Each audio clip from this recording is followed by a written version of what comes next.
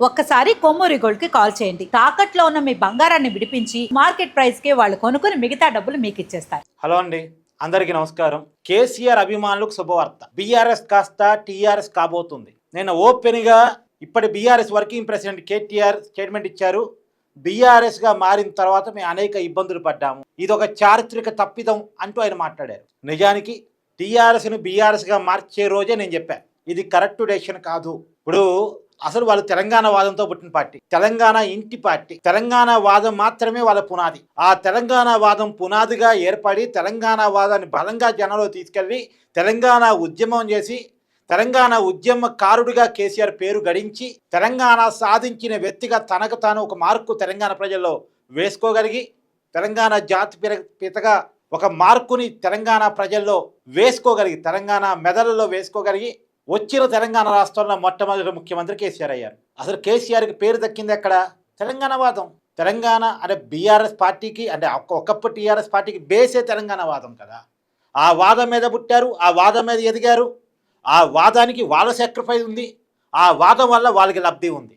తెలంగాణ వాదానికి వాళ్ళ సాక్రిఫైస్ ఉంది, తెలంగాణ వాదం వల్ల వాళ్ళకి జరిగిన లబ్ధి ఉంది. రాజకీయంగా ఎదిగింది అలానే. లేకపోతే కేసీఆర్ టీడీపీలో ఒక మంత్రిగా మిగిలిపోయి ఉండేవాళ్ళము. తర్వాత అక్కడే ఉండుంటే అప్పుడు డిప్యూటీ ప్రో లీడర్ మంత్రి ఎవరు ఏదైనా కారణం చేస్తే ఆ పార్టీ నుంచి బయటకు వచ్చారనే ఆరోపణ మీద ఉంటుంది. సరే, అది కారణమా తెలంగాణ ఉద్యమం మీద ప్రేమ వాటెవర్ అది తీసేయండిగా, అది చరిత్ర, గడిచిన చరిత్ర. కానీ అక్కడే టీడీపీలో ఉండుంటే ఒక మంత్రి అయ్యి ఉండేవాళ్ళు అంతే. కానీ తెలంగాణ ఉద్యమానికి మలిదేశ ఉద్యమానికి ఒక ఏమనాలి ఆయు పట్టుగా ఉండి ఉద్యమాన్ని ఉరకలెత్తించి ఉద్యమాన్ని ఒక పీక్స్కి తీసుకెళ్ళి కేసీఆర్ అమర నిరాహార దీక్ష ద్వారా తెలంగాణ ఇచ్చుడో కేసీఆర్ సచ్చుడో అనేటువంటి స్లోగన్ ద్వారా తెలంగాణ తీసుకురావడానికి ఒక మార్గాన్ని అసలు సాధ్యం కాదనుకున్న దాన్ని నెరవేర్చి తెలంగాణకి సాధించి తెలంగాణ ముఖ్యమంత్రి అయ్యారు కేసీఆర్. అయితే అదే సెంటిమెంట్ని ఆయనే స్వయంగా వదిలేసుకున్నారు టీఆర్ఎస్ని బీఆర్ఎస్ చేస్తూ. అసలే కాలం గడిచిన కొద్దీ ఇక ఒకసారి ఉన్న సెంటిమెంట్ ఇంకోసారి ఉండదు. తెలంగాణ సెంటిమెంట్కి మీరు సాక్రిఫైస్ చేశారు కాబట్టి మీకు అధికారం ఇచ్చామని తెలంగాణ ప్రజలు చెప్పారు.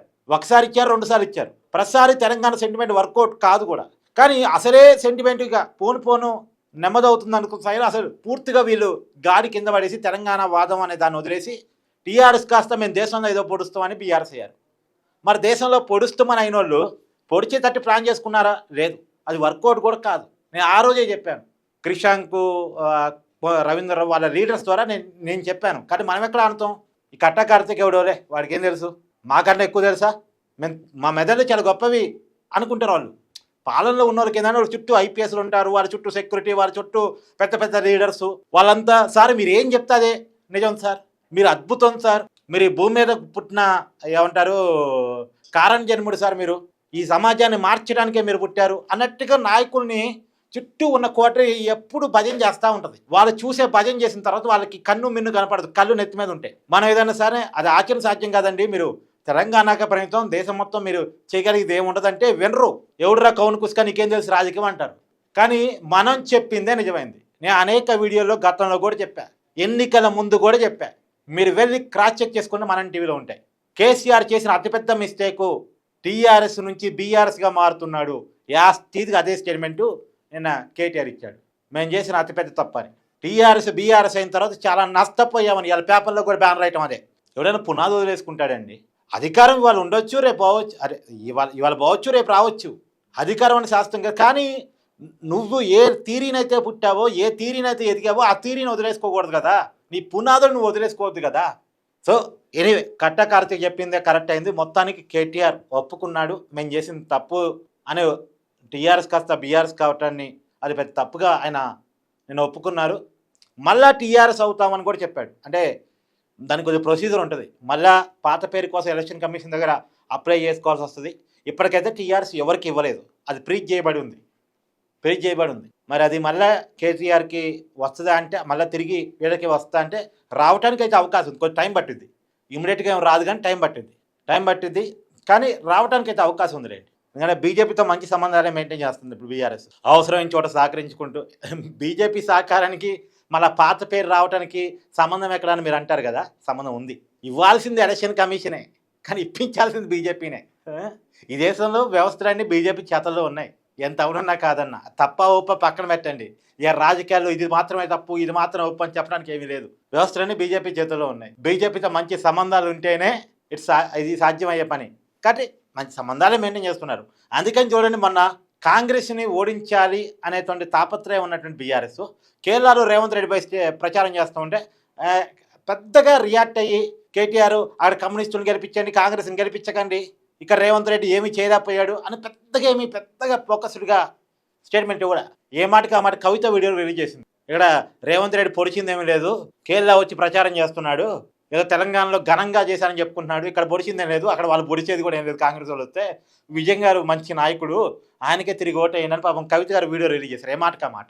కేటీఆర్ వీడియో రిలీజ్ చేయలేకపోయాడు. అసలు కేటీఆర్ ఎంత ఒంటి కాల మీద రెచ్చిపోవారు రేవంత్ రెడ్డి మీద మామూలుగా అయితే, లెక్క ప్రకారం అయితే. సో ఏదేమైనా బీజేపీతో మంచి సంబంధాలు కొంత మెయింటైన్ చేస్తున్నారు.